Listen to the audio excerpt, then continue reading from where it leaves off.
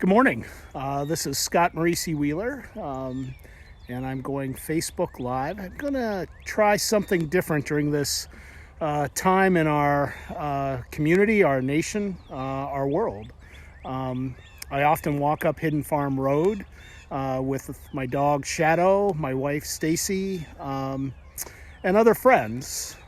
But since social distancing and trying to keep some distance, but also trying to stay in touch. And one of the things I think I'm going to attempt is some video meditations from the meadow. And you can see here I am. Lower Mud Lake is behind me.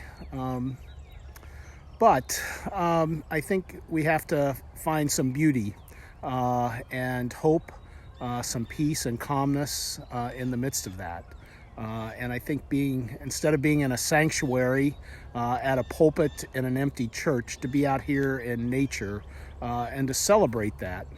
So again, welcome to Meditations in the Meadow, and this is the morning meditation in the meadow. Right now I'm holding my own phone. I hope in the future that I'll have someone assisting me, 6 feet of course, but and if it works, I may try to incorporate some music, maybe someone to come and sing some a cappella music and to add a different form of beauty at this time.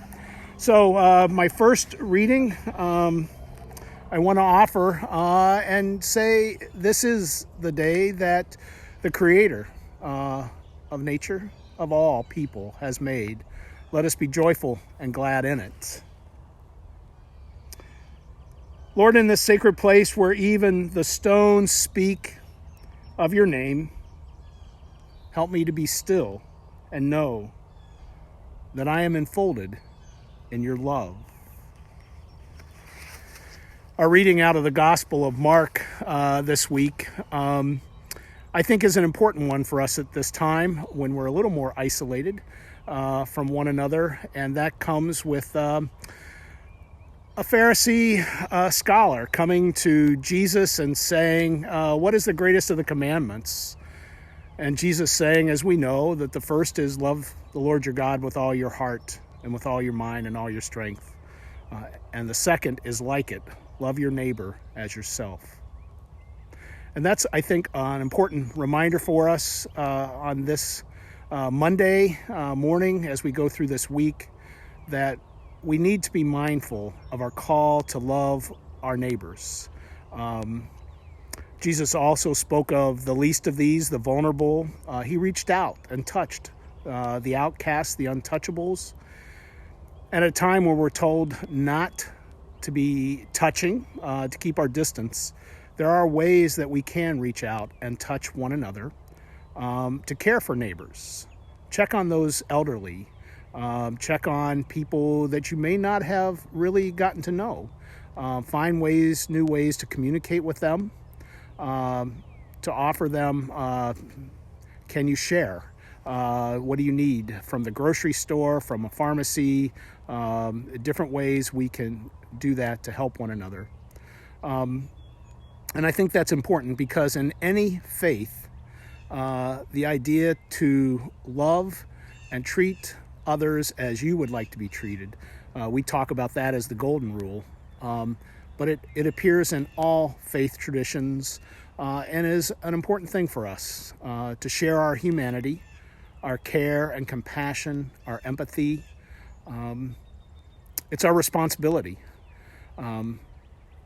So in this time when we seem to be a little fearful of the uncertainty around this COVID-19, the coronavirus, that we find new and creative ways to stay in touch, to love and care, and to help and bring hope and healing to an anxious and frightened world and to one another.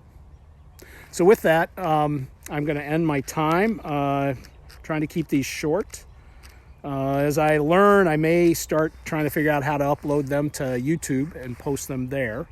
But I offer this as a morning prayer for you, for all of us. Lord, in these times when we fear we are losing hope or feel our efforts are futile, let us see in our hearts and minds the image of your new life. May it be resurrected in us and through us and in our world. And let that be the source of courage and strength that brings healing and hope.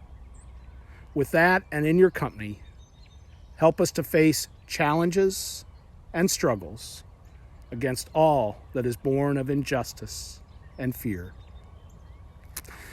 Frederick Buechner says, "Here is the world.